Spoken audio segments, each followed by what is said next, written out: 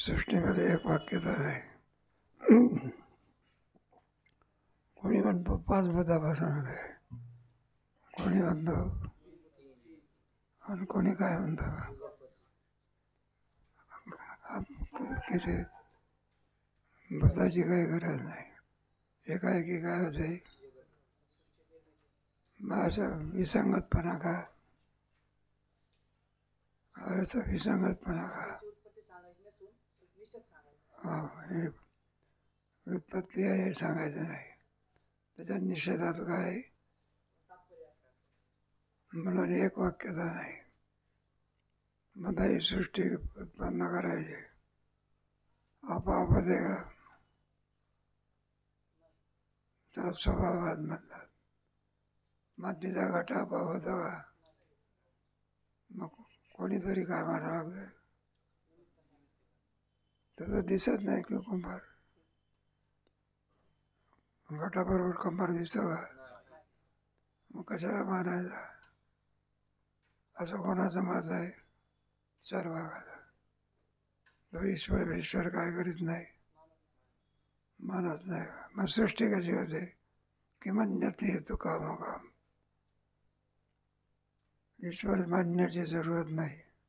असत्यम अप्रतिष्ठन्ते परस्पर संबोधम. मदत करू लागायची, जा ना, अरे मदत करू लागायचे. मग त्याचा अर्थ काय, सृष्टीची उत्पत्ती कशापासून सांगितली, नाही सांगता. माया कार्य. अरे की मान्यात काम आहे तो काम. श्लोकात आहे ना, असत्यम अप्रतिष्ठन जगदाव अनीश्वरम. ईश्वर मानण्याची आवश्यकता नाही. मग कोणापासून होते, की मान्यात येतो, कामच सृष्टी काय करतो, ते जोडपं एका ठिकाणी येतात आणि त्याच्यापासूनही काय होते, कोणाचं मत आहे, मग तो वेदही मानत नाही आणि ईश्वरी काय करत नाही. तुम्हाला बरेच मत आहे, त्याच्यामध्ये विचार सगळा सॅम्पल दिलेला आहे थोडक्यात. म्हणजे बरं झालं म्हणा, थोडक्यात दिलं हेच बरं आहे. एवढा मोठा वागवत बसायला जाऊ द्या. मग सृष्टी करते वेळी आपल्या मनाने करतो का काहीतरी कारणाला अनुसरण करतो, कोणाच्या कारणाला, जीवाचं कर्म. जैसे ज्याचे तैसे त्याच फळ. मग सृष्टी त्याचे उपादान कारण मानायचे. जसं घटाचं उपादान कारण कोण आहे, माती. तसं उपादान करणे पंचमहाभूत, पृथ्वी आप तेज वायू आणि अजून सभाभूत काही कोणाच्या डोक्यातून निघालेलं नाही. काही सांगता येत नाही. जग आहे, बहुमत आहे. मग उत्पत्ती, पंचमहाभूताची उत्पत्ती कोणापासून आहे, इतका वेळ का, आणि इतका वेळ का, कोणापासून आहे, ब्रह्मापासून. ब्रह्मापासून का नाही, तो असंख्य सर्वात आहे, तिथे कशाचा संबंध नाही. म्हणून माझं जगत दिसते, त्याच्यात 2 कारणं घेतलेली आहे. केवळ माया सुद्धा जगत निर्माण करू शकत, ब्रह्म हे जगत निर्माण करू शकत नाही. ग्रामीण दृष्टांत नको सांगायला, आपलं आहे हेच बरं आहे. केवळ बाईपासूनही मुलं होत नाही, माणसापासूनही काय होत नाही. ग्रामीण दृष्टांत जाऊ द्या, नको जास्त सगळं. मग दोघं काय केलं पाहिजे, मग ब्रह्मांड दुसरं कोण, माया, ऊर्ध्व, मूल आणि मग अधशाखा. मग जगत काय होते 15व्या अध्यायामध्ये आहे. ऊर्ध्व म्हणजे ब्रह्म, मूळ म्हणजे माया, आणि मग ही सृष्टी उत्पन्न होते. पहिलं पद कोणतं आहे? कसं उत्पन्न होते? गुणामुळे. हे शब्द गुणाचं कोण उत्पन्न होते? प्रत्येक पद आपापल्या गुणाचं काय होतात, आणि या गुणापासून मायेपासून शब्द स्पर्श रूप रस आणि याच्यापासून ही सर्व सृष्टी काय होते. आता सृष्टीमध्ये सगळंच आहे की पंचमहाभूत आहे, त्याच्यामध्ये त्यांचं कार्य आहे, त्याच्यात जीव आहे, नाना त्यांचं पोषण आहे. ब्रह्मसूत्राच्या दुसऱ्या पाठामध्ये जन्माद्यस्यता, तिथं ब्रह्म म्हणजे कोणतं? किंतत ब्रह्म, आता तो ब्रह्म जिज्ञासा. मग सृष्टीचं काम कसं आहे, कोणापासून होते? मग तिथं येतो वायुमानी भूतानि जायन्ते येन जातानि जीवन्ते. ज्याच्यापासून हे उत्पन्न होतं, ज्याच्यामध्ये राहतं आणि ज्याच्यामध्ये लय पाहतं त्याला ब्रह्म म्हणतात. मग त्याच्यामध्ये जगाची उत्पत्ती सांगितली, आणि इकडे तर तुम्ही सांगता असंग स्वरूपाचं काय आहे? असंग आहे तर उत्पत्ती कशी, आणि उत्पत्ती असेल तर मुलगा आहे तर ब्रह्मचारी कसा, आणि ब्रह्मचारी असेल तर विसंगत पण आहे. मग माया काय करावी लागते? मानावी लागते. मग ती माया कशी मानायची, काय मानायची, कोणापासून मानायची, तिचा आश्रय कोण, तिचा विषय कोण, याचा विचार करावा. मायेपासून मानावी हे जगत, कोणापासून? विसंगत होत असे. जीवापासून मोठे असं म्हणावं ते बरोबर नाही, अधिक विषय. माया असत आहे, जड स्वरूप आहे. किम स्वरूप आहे? ती उत्पत्ती कशी करू शकेल? त्याला जाऊ दे आपला जास्त वेळ. त्याला सांख्याचं प्रधान म्हणतात, अचेतन प्रधान. सांख्य दर्शनकार मायेपासून काय, प्रकृतीपासून काय होते, सृष्टी होते, असं त्यांचं मत आहे. ते त्याला विचारतात तुझी प्रकृती जड स्वरूप आहे का चेतन स्वरूप आहे? सांख्याची प्रकृती कशी आहे? जड स्वरूप आहे. जड कुठं कार्य करू शकते का? आहे का? जडाकडून कुठं कार्य होत असते? जड कशाला म्हणत असतात? ज्याच्यात ज्ञान नाही, कोणची क्रिया नाही, त्याला काय म्हणायचं? ज्ञान. ज्याच्यामध्ये ज्ञान आहे, क्रिया आहे, त्याला काय म्हणायचं? चेतन. हे बघ, घटामध्ये काही ज्ञान आहे का, काही क्रिया आहे का? म्हणून घटाकरता माणूस लागतो, आणण्याकरता काय लागतो? माणसामध्ये ज्ञान आहे, क्रिया आहे. हे बघ, साधी मुंगी जरी असली तरी तिच्यात काय ज्ञान आहे ना, पण क्रिया आहे का नाही? क्रियेकरता बारीक बारीक पाय आहे किती. तुम्ही असं करा, माघारी फिरते. यावरून काय सिद्ध होते? त्याच्या ठिकाणी काय बुद्धी आहे, तिला वाटते आता हे करे. बरं, ते जिथे साखरेचा कडा असला तिथं जाते. त्यावरती काय ज्ञान मानणं, फक्त ज्ञान माणसालाच नाही, सगळ्याला ज्ञान आहे, पण माणसाला काय ते पाहिजे. जिथे मिठाचा खडा पडला असेल तिथं मुंगी जात असते का? मग कोणत्या कड्यात जाते? यावरून काय ज्ञान आहे तुला? आहे काय? माणसाला ज्ञान आहे का? काही खातो, जाऊ द्या आपला विषय सांगितला. म्हणून ज्याच्या ठिकाणी ज्ञान आणि क्रिया आहे, ज्ञान आहे म्हणून क्रिया आहे. तुम्हाला पुढे 18व्या अध्यायामध्ये ज्ञानम ज्ञेयम परिज्ञाता क्रिया कर्मसंग्रह. मग कर्ताचे कर्म, मग त्याच्यापासून करता तयार होता. अगोदर ज्ञान, नंतर करता. ज्ञानम ज्ञेयम परिज्ञाता त्रिविधा कर्मचोदना आहे का नाही. करणम कर्म करते ती त्रिविधा क्रिया. गोड अध्याय आहे, याचा विचार करणारा अध्याय आहे.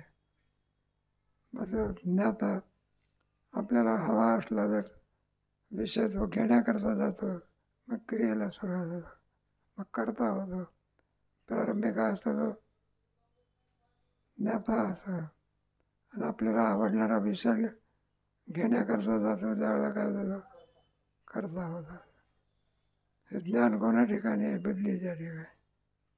जाऊया, तुमच्या गीतेच्या 18व्या अध्यायामध्ये याचा विचार केलेला आहे. 3 प्रकारचं ज्ञान, 3 प्रकारचा कर्ता, 3 प्रकारचं कर्म, 3 प्रकार बुद्धी, 3 प्रकार धृती. म्हणजे सुखाई स्थिती किती प्रकारचं आहे अजून व्हायचं वाटतं तुमचं. 18 अध्याय व्हायचा आहे का, सुरू झाला का, त्याच्यात आला का हा विचार अजून आला. जस्य ना अंकृत भावबद्दल हे तरी आलं ना, बरं आहे. बाह्य सृष्टी पंचकरणाच्या पूर्वी सूक्ष्म सृष्टी. सूक्ष्म सृष्टीमध्ये काय काय येते,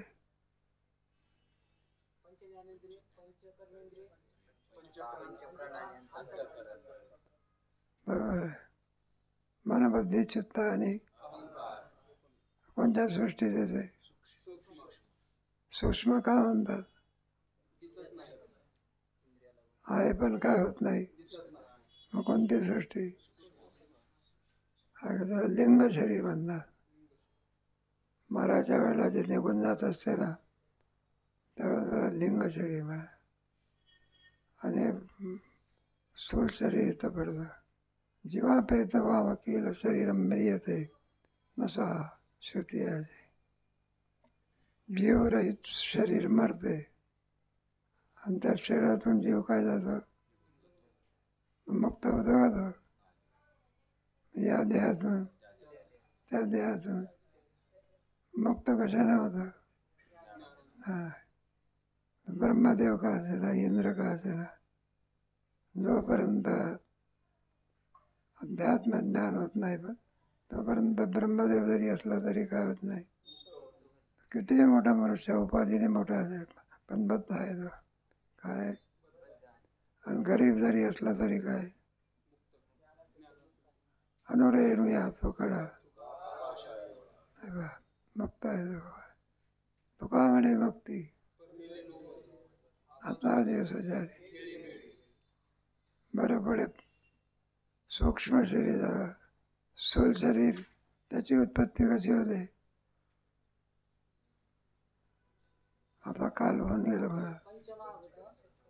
अर्धा भाग करायचा, अर्धा भाग स्वतःकडे ठेवायचा आणि प्रत्येकी भूताचे 2-2 भाग वाटून द्यायचे.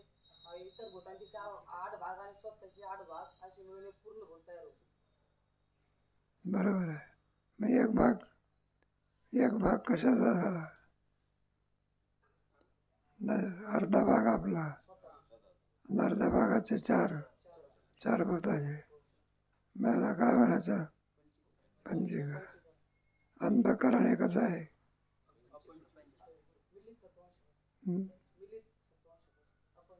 अपंचीकृत आहे. शरीर मधलं काय करायला, अंतःकरणात पंचपदाचं आहे, आपल्या पंचकरणात नाही. आणि त्याच्यामध्ये किती कोश आहे, अन्नमय कोश, पुढे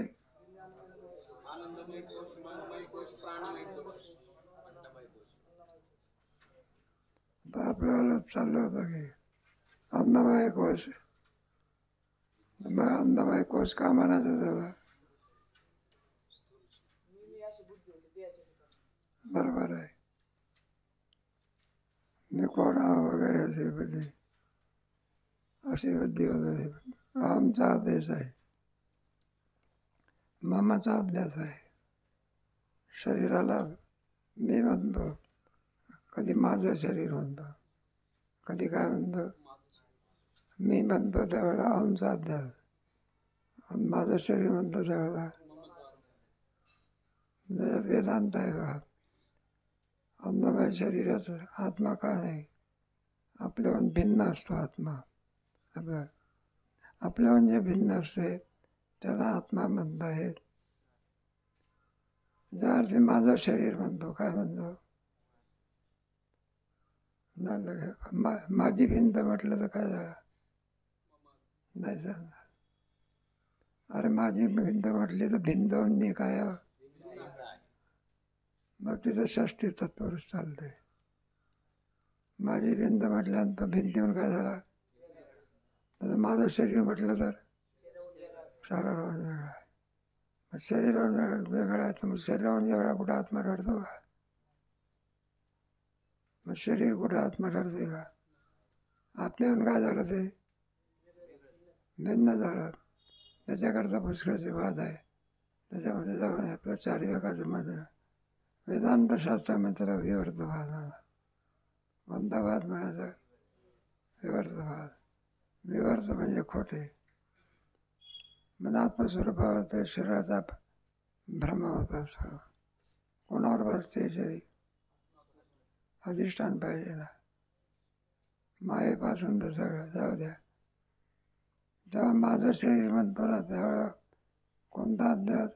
ते दुःखालाच कारणीभूत आहे.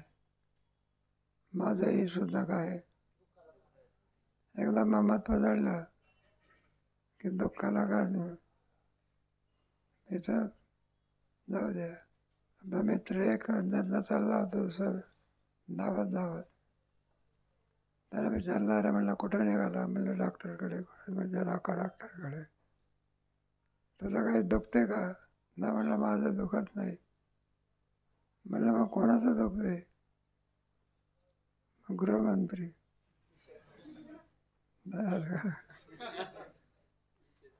दुखते कोणाचं?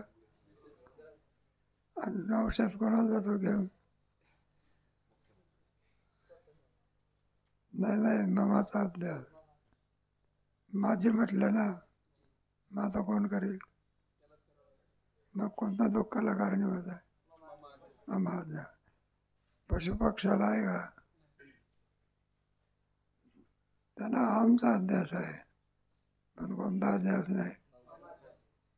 काय आपण जेवायला बसलो, कुठं भाकरी आणल्या कसं मग माणसाने का मधुकरी आली नाही म्हणलं रात्री करता का? कधी का बैल असं म्हणतो का रात्री करता? वैरण का? कोणाला कोणता अध्यास नाही. कोणाला पशु माणसाला दोन्ही आहे. आमचा अध्यास आहे थोडे. आमचा निवृत्त करत नाही, पण पुन्हा मामा वाढवल्याशिवाय राहत नाही. जाऊ द्या. शेवटी धना आणि भमो मारे हा गुरुद्वार. केवळ संसाराच्या पाठीमागेच लागतो. मनुष्य देहामधलं कर्तव्य विसरून जातो. देहात्मवाद म्हणला. अलीकडे कोणता वाद चालू आहे? बरं आहे तुम्ही एका पोशाख दिसतो, सगळ्या पोराचा टोपी दिसते, काय तुमचं जातो रमका. बाहेर पडा तुम्ही. कोणाचा तिरंगी झेंडा होता, कोणाचा हिरवा झेंडा, तो कोणाचा काय आहे का? त्याच्यामध्ये पोशाखात सुद्धा एकात्मता आहे का भिन्नता आहे? कोणती संस्कृती? पश्चिमात्य. आणि संस्थेमध्ये काय? भारतीय संस्कृती. एखाद्याने म्हटलं मी जाऊ द्या आपला विषांतर व्हावं. तेव्हा देहात्मवाद म्हणतात. कोणता? अलीकडे कोणता वाद आहे? जे आत्मवाद आहे. प्रत्येकाची संहिता ठरलेली आहे. वेद काय कंजलम न बक्षेत सुराम न पिवेत असं शास्त्रामध्ये सांगितलं. आता कुठे राहिलं शास्त्र? जाऊ द्या. आपलं तेव्हा कशा करता सांगितलं? अन्नमय कोश आत्मा होऊ शकत का होऊ शकत नाही? त्याचं कारण दिलं असेल ना. हे बा, त्याच्यामध्ये इंद्रिय जर नसले कोणताच व्यवहार होऊ शकत. म्हणून कोण आत्मा आहे बघ? इंद्रिय आत्मा का नाही? हं? शाबास, बरोबर आहे. प्राण असेल तर बरं का, आणि प्राण निघून गेला तर बरं का. माणसं प्रेताला हात लावण्याची सुद्धा काय करत नाही. नुसतं आपले पालक चालले पाहायला सुद्धा म्हटलं हात लावा ना. कुठं हात लावलं, हात लावायला जातात. मग इतकं ताज्य शरीर कशामुळे झालं? आतापर्यंत काय होतं? ग्राह्य होतं. आता काय झालं? फुकट सुद्धा. किती मित्र असला तरी मित्राला प्राण गेल्यावर काय करीत नाही. यावर असल्या प्रकारचं शरीर ते आत्मा होऊ शकत. मग कोण आत्मा होते? इंद्रिय आत्मा. इंद्रिय आत्मा का रे?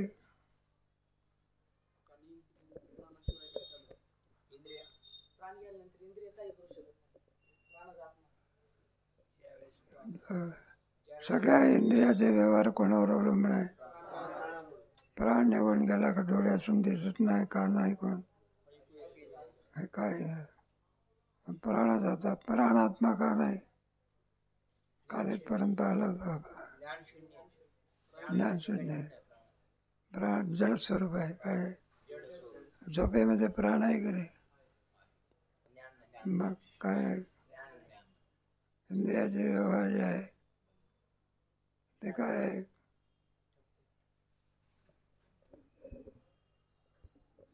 नाही नाही काय. झोपेमध्ये काय प्राण आहे, पण इंद्रिय आहेत. काय? मग इंद्रियाचे व्यवहार का नाही? जड स्वरूप आहे ना. सगळ्या व्यवहाराला कारण बुद्धी सांगायचे. म्हणून ज्ञानाचं केंद्र कोण आहे? बुद्धी आहे की? अरे बुद्धी आपल्या कारण शरीरामध्ये लीन आहे. प्राण असूनही सुद्धा झोपेतल्या माणसाला प्राण आहे की नाही? मग व्यवहार का नाही? बुद्धी कुठं आहे? बुद्धी कारणात का झाली आहे? आणि तोच जागा झाला म्हणजे व्यवहाराला सुरुवात. झोपेमध्ये सर्वाचा लय झालेला आहे. मग असं अभाव नाही, काय नाही. मग काय असून सुद्धा त्याचा व्यवहार होऊ शकत नाही. तात्पर्य मन आहे, जड स्वरूप. मन आहे की नाही झोपेमध्ये? मग व्यवहार का नाही? ज्ञान कुठे आहे म्हणा? काय नाही. ज्ञान कुठे आहे? मन सुद्धा काय नाही, आत्मा आहे.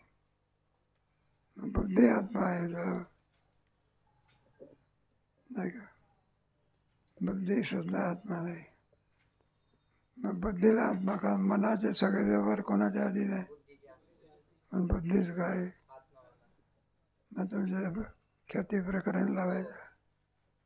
ख्याती प्रकरणामध्ये आहे की नाही? असत ख्याती पुढे आत्मख्याती. तिथं कसं वर्णन केलेलं आहे? आत्मख्याती. आत्मख्याती म्हणजे बुद्धी. आत्मख्यातीत कोणता शब्द आहे? आणि ती कशी आहे? स्थिर स्वरूपाची आहे का चंचल स्वरूपाची आहे? असं क्षणिक आहे का नाही?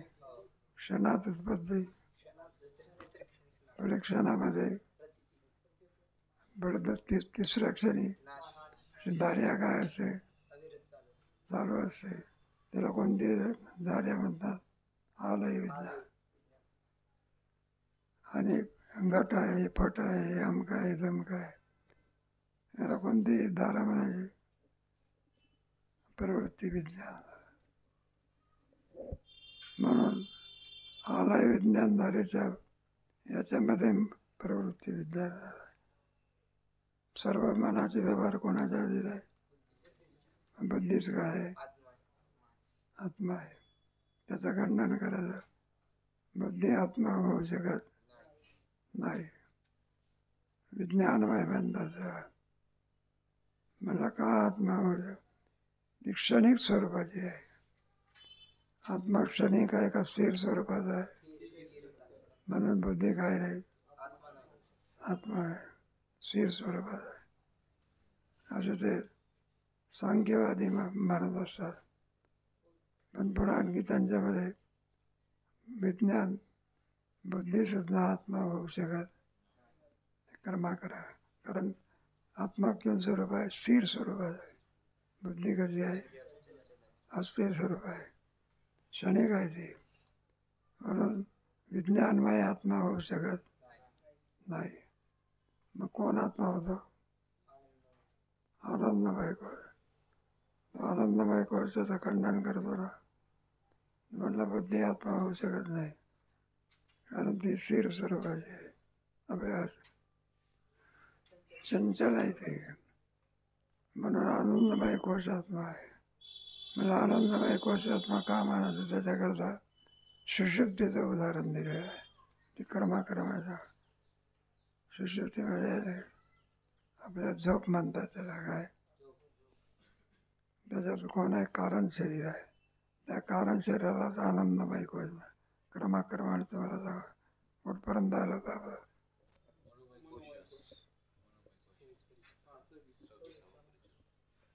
माझा घे. परिच्छेद क्रमांक 26. मनोमय कोशास आत्मा म्हणणाऱ्यांचे मत.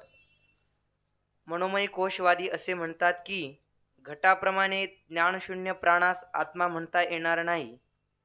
ज्ञानवान मनच आत्मा आहे, कारण बंधमोक्ष मनाच्या अधीन आहेत. बरोबर आहे. मनाला का आत्मा म्हणता येत नाही? त्याचे सगळे व्यवहार कोणाच्या अधीन आहे? बुद्धीच्या अधीन आहे. बरोबर आहे ना. मनाचे सगळे व्यवहार तर जड स्वरूप आहे की. आमच्याचे सगळे व्यवहार, घटाचे व्यवहार कोणावर अवलंबून? आपल्यावर आहे. घटाला सांगितलं तिथून खोलीमधून दुसऱ्या खोलीत जा, घटाला काय कळतं? मग घटाचा व्यवहार कोणाच्या अधीन आहे? आपल्या आहे. तसं मनाचा सगळा व्यवहार कोणाच्या अधीन आहे काय? ते बुद्धीने निश्चय करा की मन शांत बसतं. गीतेचा संवाद देवाचा आहे. निश्चय करणारी कोण आहे? आणखी एखाद्या नाश्त्याकरता बसले आणि चालले आहे ओवीचं पाठांतर करणं. काय ओवीचं? तितक्यात आठवण कोणाची येते? नाश्त्याची येते. कोणाला? मनाला. कारण थोडा वाद जरी आला तरी मग आता झालं का रे? आता काही माणसं म्हणत असतात अगोदर नाश्ता करून नंतर काय करू? आपला मग पाठ करू, आहे का नाही? पण एखादा काय करत असतो म्हणतो नाश्ता केव्हाही करता येईल. एखाद्या भावाचं कीर्तन काय केलं पाहिजे? पुन्हा कीर्तन मिळणार, नाश्ता काय करता येईल? मग निश्चय कोणी केला? मग मनाचे व्यवहार नाही का? आलं का नाही? बुद्धीने निश्चय केल्यानंतर मग शांत बसतं. मालकानं कुत्र्याला येऊ म्हटलं की ते गप्प बसतो. नाही तर खाण्याकरता जावं. गोविंदराव तुमचा कुत्रा काय करा? आवरा. तो म्हणला वाघासारखा देतो अंगावर. लगेच मग म्हटलं की काय होत असते? म्हटलं तुमचा कुत्रा आवरा. मालक माडीवर असतो बसलेला आणि तिथून कुत्र्याला येऊ ते गप्प बसतो. बुद्धीच्या निश्चयापुढे आलं का लक्षामध्ये मन आपला व्यापार काय करता थोडं. म्हणून कोणत्याही कार्याला निश्चय करण्याकरता काय लागते, बुद्धी लागत असते. नाहीतर काही नाही, दिवसभर जरी खोकलं तरी 3 मोव्या सुद्धा काय होत नाही, पाठ होत नाही. अगोदर कोणता करावा, आता ज्ञानेश्वरी पाठ करतात, सगळे काय शिकलेले आहे का, पण निश्चय करतात इतके पाठ केलंच पाहिजे. आणि एक दिवस असा येत असतो की त्याला ज्ञानेश्वरी काय होते, पूर्ण पाठ. जाऊ द्या, म्हणून मनाला आत्मा म्हणता येत नाही. पुढे विषयामध्ये आसक्त मन बंधाचा हेतू व विषय वासनारहित मन मोक्षाचा हेतू आहे. आणि मन एक आहे ना, बंधाला हेतू कोण आहे, मनोद्विधा प्रोक्तम अशुद्धम शुद्धमे अशुद्धम काम संपर्कात शुद्धम माहित पंचदशीमध्ये आहे. 2 प्रकारचं मन आहे. शुद्धम, आपण बेसरी वॉटर पाणी पित असतो, शुद्ध पाणी. आणि नळीचं पाणी कसं झालं, अशुद्ध मन कसं, वासनेमुळे. अनेक प्रकारच्या वासना आपल्या ठिकाणी असतात, त्याच्यामुळे मनाचं शुद्धीकरण होत नाही, मन हे अशुद्ध होत असतं. विषयाकडे धावणारं जे मन आहे नाही का, निषिद्ध याच्याकडे जाणारं जे मन ते अशुद्ध मन आहे. कोणतं मन आहे, अशुद्ध मन. कोण चोरी करून पैसा मिळावं, कोणतं मन, जोडून या झालं, कोणतं मन. 2 प्रकारचं आहे. काय नाही का, ज्याच्यामध्ये पाप आहेत तिकडे जाणारं मन असेल त्याला काय म्हणायचं, अशुद्ध. थोडक्यात सांगायचं, आसुरी संपत्ती सगळी अशुद्ध आहे. दंभ दर्प अभिमानश्च क्रोध प्राण अज्ञानमच्या विजातस्य पार्थ. त्याच्यामध्ये काय दंभ अभिमानस्य क्रोध पारुष्य. पारुष्य म्हणजे निर्दयपणा. पारुष्याला काय म्हणतात, दगडापेक्षाही सुद्धा अंतःकरण दुष्ट असण्याला पारुष्य समजला. हे जे खून करणारे माणसं, त्यांचं अंतःकरण आहे, पण कसं आहे ते आहे का, त्यांना काही दया वगैरे आहे का. हे कोणती संपत्ती, सगळी आसुरी संपत्ती. आसुरी संपत्तीच्या माणसाकडून पुण्य होतच नाही का, सगळं काय होत असते, पाप. जाऊ दे, आपल्या 16 अध्यायामध्ये त्याचा चांगल्या प्रकारे काय केलं आहे. आणि त्याच्यातही पुन्हा वेगळाच प्रकार असतो. जाऊ द्या, न सांगणं. आणि मनसंबंधानेच इंद्रिय ज्ञानास हेतू आहेत. मनसंबंधा वाचून इंद्रियास ज्ञान होत नाही. म्हणून सर्व व्यवहारात हेतू मुख्य मन आहे व ते मनच आत्मा आहे. मनाशिवाय व्यवहार होऊ शकत नाही, म्हणून मनच काय आहे, आपलं त्याचं खंडन करायचं. वाचा परिच्छेद क्रमांक 27. विज्ञानमय कोशास आत्मा म्हणणाराचे मत. क्षणिक विज्ञानवादी बौद्धांचे असे मत आहे की मनाचा व्यापार बुद्धीचे अधीन आहे. बुद्धीच मनाचा आकार धरते, म्हणून क्षणिक विज्ञानरूप बुद्धीच आत्मा आहे. क्षणिक विज्ञान रूप आहे. आपण नाही का काय म्हणतो, महाराज मन चंचल आहे, आणि इकडे पडतं तिकडे पडतं, काहीतरी उपाय काय करा. विद्यार्थी वर्ग आहे, जरा पाठ केलेला काय होत नाही, लवकर होत नाही. झालेलं आजचं पाठ केलं, उद्या काय होते, म्हणलं काहीतरी उपाय सांगा. मग त्याला कोणता उपाय सांगा, निश्चय करा. पाठ झाल्याशिवाय राहणार आहे का, निश्चय. तो का निश्चयाचे बळ आहे का. मग निश्चय केला त्याला अभ्यास म्हणतात. काय म्हणायचं, अभ्यासाशी सांग कार्यसिद्धी. 12वा अध्याय, अभ्यासाचे निबळे. विषकी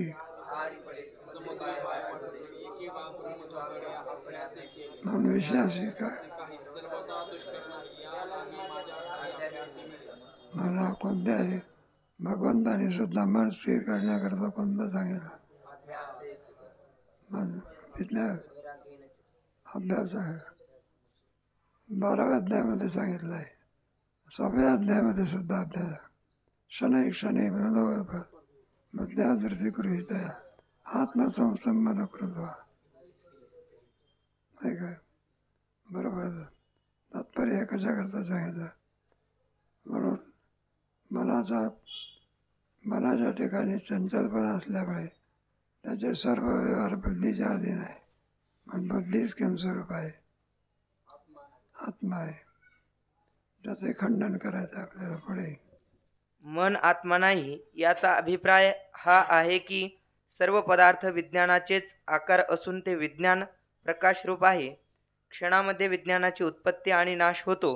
पहिल्या विज्ञानाप्रमाणे दुसऱ्या विज्ञानाची उत्पत्ती झाली असता पूर्व विज्ञानाचा नाश होतो. तशीच तृतीय विज्ञानाची उत्पत्ती झाली असता द्वितीय विज्ञानाचा नाश होता. धारा काय असते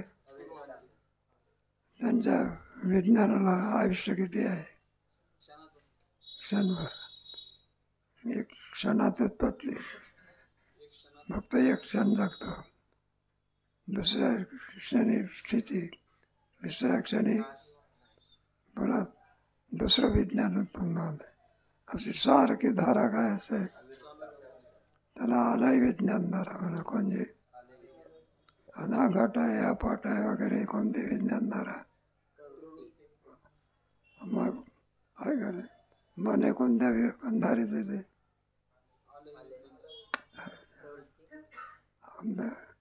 आलंय काय प्रवृत्ती विज्ञान आलंय विज्ञान नाही धरत मग कोणत्या विज्ञान प्रवृत्ती विज्ञान धारीत बुद्धी कोणत्या विज्ञान धारीत आलंय अनुमान तिथं आहे की वजा. चतुर्थाची उत्पत्ती आणि तृतीयाचा नाश अशी नदीप्रमाणे विज्ञानाची धारा आहे. ती विज्ञान धारा एक आलय व दुसरी प्रवृत्ती अशी दोन प्रकारची आहे. दोन प्रकारची आहे पुढे वाचा. ज्यात अहम अहम अशी विज्ञान धारा असते तिलाच आलय विज्ञान धारा तिला कोणती विज्ञान धारा म्हणायची पुढे किंवा बुद्धीही म्हणतात. हा घट आहे हे शरीर आहे अशा विज्ञान धारेस प्रवृत्ती विज्ञान धारा म्हणतात. हे पहा आता आपल्या आत्म्यान भेदना कोणान भेदना आपल्या गट पट वगैरे सगळं हे कोणत्या धारेत येतं मग हां आणि नेहमी हे कोणत्या धारेत आहे का मन कोणत्या विज्ञान धारेत आलं बरोबर म्हणून मन आत्मा ठरू शकत मग कोण आत्मा विज्ञान हेच काय आहे पुढे. आलय विज्ञान धारेपासून प्रवृत्ती ज्ञान धारेची उत्पत्ती होते. मनाचे स्वरूप प्रवृत्ती विज्ञान धारेत आहे म्हणून ते आलय विज्ञान रूप बुद्धीचे कार्य आहे. मनाचं स्वरूप कोणत्या धारेत येतं म्हणून मन हे आत्मा नसून बुद्धी हेच काय आहे आत्मा आहे. सगळे व्यवहार मनाचे कोणाच्या अधीन आहे पण बुद्धीच काय आहे. आता आपल्याला त्याचं खंडन करायचं आहे वाचा पुढे. याकरिता बुद्धीचा आत्मा आहे आलय विज्ञान धारेत प्रवृत्ती विज्ञान धारेच्या बाधचिंतनाने निर्विशेष क्षणिक विज्ञान धारेच्या स्थितीसच त्यांच्या मतात मोक्ष मानतात. हे पहा ते त्यांना विचारलं म्हणून मोक्ष काय आहे ते म्हणतात प्रवृत्ती विज्ञान धारा जरी असली तरी आलय विज्ञान धारा त्याचा बाध करते. काय करते आहे का जे मनाने दाखवलं असेल त्याचा बाध आणखी कोण करत असते आलय विज्ञान धारा. तेव्हा आलय विज्ञान धारा आहे ना पुढचं वाजव. या रीतीने क्षणिक विज्ञानवादी बुद्धीस क्षणिक रूप आता झालेलं मागचं थोडंसं आलय विज्ञान धारेत प्रवृत्ती विज्ञान धारेच्या बाधचिंतनाने कोणाच्या म्हणजे मनाचा काय होतं बाध होतं म्हणजे मिथ्या ठरते. काय ठरते? आणि मिथ्या असलेला पदार्थ तो कोणाला कारण होऊ शकत नाही, नाही का? मिथ्या पदार्थ, विवर्त पदार्थ कोणाला कारण होतो का? दोरीवरचा सर्प कुठं चापत असतो का? कारण तो काय आहे? मिथ्या आहे. की विज्ञानाचं काय आहे? अज्ञानाचं काय तो कार्य आहे. म्हणजे पहा, दोरीवर ते सर्पेला असलेला सर्प खरा आहे का बाधित आहे? कारण तो दोरीच्या ज्ञानाने काय होतं? बाद होतं. तसं बुद्धीच्या ज्ञानाने मग प्रवृत्ती विज्ञान धारेचा काय होतं? आलय विज्ञान धारेत प्रवृत्ती विज्ञान धारेच्या बाधचिंतनाने निर्विशेष क्षणिक विज्ञान धारेच्या स्थितीसच त्यांच्या मतात मोक्ष मानतात. मग त्यांच्या मतामध्ये प्रवृत्ती विज्ञान धारेचा बाध करून आणि आलय विज्ञान धाराचं आणखी आहे अशा प्रकारचं जे चिंतन असून आलय विज्ञान धारेलाच ते लोक काय म्हणतात? मोक्षाचं म्हणतात. प्रत्येका शरीर नाही का? तुमच्या अन्नमय कोशातले लोक देहालाच काय म्हणतात? खाणं पिणं गाणं बजाणं जेवढे विषय बघी हाच मोक्ष. कोणता? शरीर पडून जाणे यालाच काय म्हणतात? पुन्हा जन्म भेदवा काही नाही. प्रत्येकाचा मोक्ष काय? भिन्न भिन्न मोक्ष आहे. तसा ज्यांचा मोक्ष काय? प्रवृत्ती विज्ञान धारेचा बाध करून आलय विज्ञान धाराचीच आहे असं जे चिंतन त्यालाच ते लोक काय म्हणतात? पण याचं खंडन करायचं. वाचा. या रीतीने क्षणिक विज्ञानवादी बुद्धीस क्षणिक रूप आणि स्वयंप्रकाश रूप कल्पना करून ती बुद्धीचा आत्मा आहे असे म्हणतात. म्हणून बुद्धीचा काही बाध होत नाही, मनाचा बाध होतो. बुद्धी कशी आहे? स्वयंप्रकाश रूप आहे. म्हणून बुद्धीच काय आहे? प्रत्येक जण प्रत्येकाचं खंडन करतात. अन्नमय कोशाचं कोण खंडन करतो? इंद्रियांनी आत्मा मानणाराचं कोण खंडन करतं? प्राणाला मानणारा आत्म्याचं कोण आता मनोमय आत्मा मानणाराचं कोणी खंडन करतं? आता विज्ञानमयाचं सुद्धा काय करायचं? खंडन करायचं. पण ते कधी करायचं? आजच्या दिवस त्याला जगू द्या.